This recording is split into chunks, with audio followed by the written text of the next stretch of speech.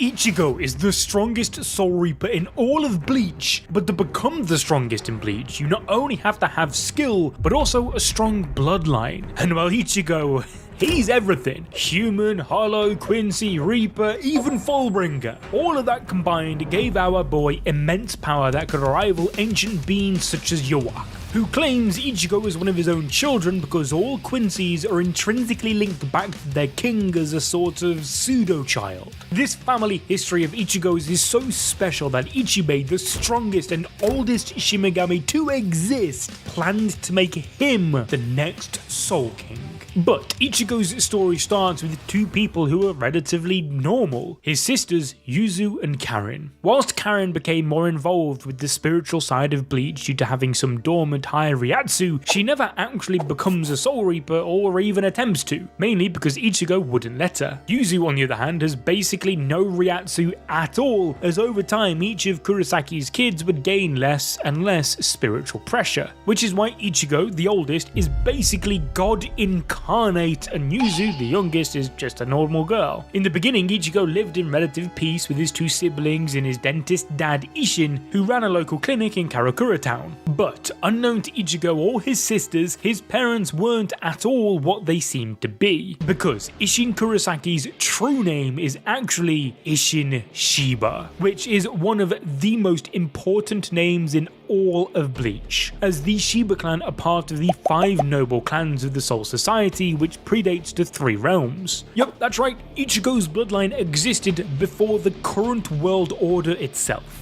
We've already made a video on that whole lore, so I won't go too deep into it, but all you need to know is that these guys are super influential figures in the world of Bleach, but by the time of the main story, they're just doing their own thing, setting off fireworks. The Shiba clan was shunned because 2 of the most influential members, both part of the Gotei 13, met their end. One was Rukia's mentor and Ichigo's cousin, Kaien Shiba, who looks exactly like him. He was a victim of Aizen's holification experiments and Rukia was forced to kill him. As for Isshin, he was actually the Squad 10 captain, but everything changed when they found Ichigo's mum Masaki, who was actually a Quincy. You see, these two met when they both went to face off against Aizen's experimental Hollow White, where Masaki ended up getting holified. Now, unlike Shinigamis who were turned into Vizards upon being infected by a Hollow, Quincy's just straight up die, as a Hollow is their natural counterpart. So in order to save his new Pookie, Isshin had to give up his Soul Reaper powers in order to essentially become Misaki's shield against the Hollow consuming her, and so he became a normal human until the Arrancar arc when his powers suddenly returned. Now Masaki is also broken AF, as she's one of the last living true-blooded Quincy's in the human world, through being related to the Ishida family, which therefore makes Ichigo and Uryū cousins. Isshin's departure from the Soul Society and Kaien's death led to the Shiba clan being outcast. That's why when Ichigo meets them in the Soul Society arc, they're exiled from the main part of the Serieti. It's also here where we get introduced to Kukaku and Ganju, who are both related to Isshin in some way, making them also Ichigo's family. With his connection to one of the OG noble families, if Ichigo was born in the Soul Society, he practically would have been royalty. But what's even more insane is the fact that the Hollow Isshin gave up his powers for actually transferred to Masaki's first child. Now, let's be clear here. White was far from your average Hollow. He was created by Aizen to purposefully be stronger than normal Hollows and corrupt Shinigami, also being made up of several Shinigami souls. Essentially, Aizen was using White as a way to make more Vizards like Shinji. Kisuke Urahara even warned Ichigo's parents that it would be passed down to her firstborn child. But I guess Misaki didn't give a fuck because she still got down with Isshin and popped out 3 kids. And so Ichigo just had this Hollow chilling inside of him, but not in the way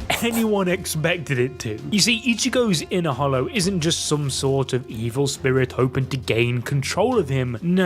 The Hollow is actually Ichigo's guardian angel and is in fact his true Zanpakuto. What the f***? You see, when White's hollow essence merged with Ichigo's soul, the inner hollow ended up taking the form of a Zanpakuto spirit. Old man Zangetsu even states that every time Ichigo was on the verge of death, it wasn't him who saved RMC, but the hollow. Take the battle against Byakuya at the Soul Society, or Ichigo's Vaste Lord transformation when fighting Ulquihira. They were both moments where Ichigo was on the verge of death, and so the hollow stepped in to protect its master. Okay, so now that we know Ichigo technically has 3 parents, Isshin, a Soul Reaper, Masaki, a Quincy, and White, a hollow, what if I told you it only gets more complicated? Ichigo actually had a 4th parent who is directly tied back to the Soul King. Yeah, of course, I'm talking about Yhwach. Like we said earlier, all Quincy's contain the blood of their king.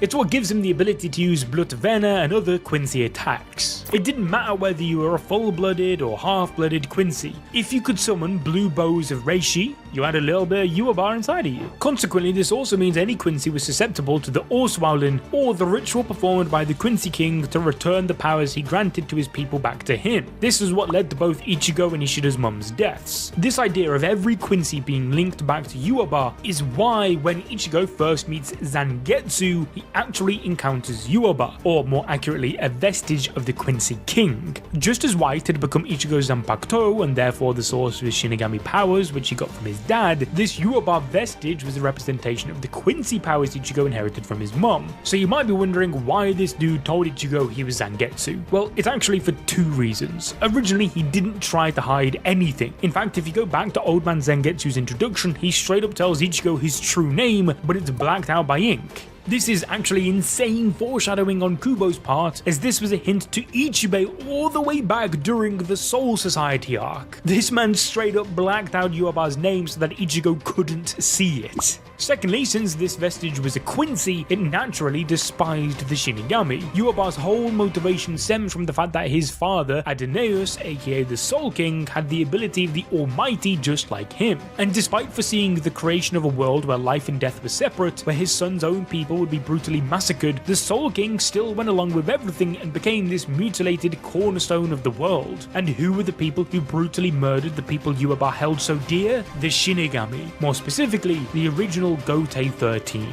So when Ichigo, the person this vestige of Yhwach cares about the most, started wielding this giant ass Zanpakuto, he said hell nah. He wasn't letting his precious Ichigo become a disgusting Soul Reaper. And so, using all his might, Old Man Zangetsu was able to seal away a majority of Ichigo's Shinigami powers, whilst also masking himself as his Zanpakuto spirit. Because if Ichigo ever became a true Shinigami, he would, have to kill him. So for basically the entire series, Ichigo was using like 1/100th of his full power until Zangetsu finally accepts Ichigo for who he was and unseals his actual power, leading to the creation of his dual Zanpakutos. But once again, this links Ichigo back to the true Yhwach, who even calls our goat his son in the dark, which is basically him calling Ichigo an idiot for not understanding his true purpose as a Quincy. But hold on, because I am just rambling way too much here, so let's get back to the main point I am actually trying to make. Ichigo is related to his mother, Masaki, who was a true-blooded Quincy until White fused with her. This means that the Kurosaki bloodline was a family of Quincy's prior to Masaki's death when Isshin took on the name. With that established, it means that all of Ichigo's ancestors, at least on his mom's side, are true-blooded Quincy's, meaning they are linked a lot closer to Yhwach than most. Now, there are a lot of Quincy's, so it's unlikely that Ichigo is a direct descendant of Yhwach. Like, this man didn't get all naughty with Ichigo's great-great-great-great-great-great-great-great-great-grandma now, did he? However, this does mean that Ichigo is in fact related to Yhwach in some way, shape or form, as Old Man Zangetsu is visually proof that this dude has Quincy blood, only brought to its forefront after escaping Kilge's jail when the stern Ritter's spiritual pressure merged with Ichigo's own, awakening his latent abilities. This comes from Yhwach directly, by the way, and I would trust the progenitor of an entire race with knowledge about his own species. So when we look at Ichigo's family tree, our goat is linked back to 2 insane bloodlines, both of which go back millions of years to before the conception of Bleach world as we know it. You have his father's side, which links back to the Shiba ancestor who was one of the elders responsible for Adeneus' sealing, and then his mum's side, which goes back to Yhwach directly due to a pure-blooded Quincy heritage. But what makes things even crazier is that Ichigo is probably now in some way, shape or form a direct descendant of of the Soul King. Before the 1000-Year Blood War anime, it was kind of unclear what the father-son relationship between Adonais and Yhwach was, but with the new flashbacks we got in Core 3, it gives us a much better idea of their relationship. In the anime, we see what is most likely the OG world of Bleach, as we see the Soul King creating the 3 worlds by forming 3 circular water ripples in a large body of water. Partially inside that body of water is Yhwach. In fact, we even see a young Yhwach crying, most likely due to witnessing the sealing of his father. We also see an adult Yhwach de-age back into a baby, leading us to believe that the Quincy King was actually around in the primordial world and was actually reincarnated into the new one as a shadowy baby who couldn't move or talk and over time slowly gained strength to become Yhwach. This means that there's probably a direct blood tie in between Yhwach and the Soul King, which therefore connects Ichigo back to the most powerful being in all of existence. So not only is this man part Soul Reaper, part Quincy, part Hollow, part Fullbringer, and part human, he's also a descendant from 2 of the strongest lineages in the multiverse, one of which ties back to God himself. Like, seriously, you can't make this shit up. So yeah, like I said at the beginning of this video, Ichigo's bloodline is confusing and for a very good reason. And so now this absolute unit of an entity is going to Bleach's most mysterious world, Hell, alongside his son Kazui, who is most likely even more insane than his daddy. But if you want to learn more about Bleach's newest story arc and what to expect in the future, check out the video on your screen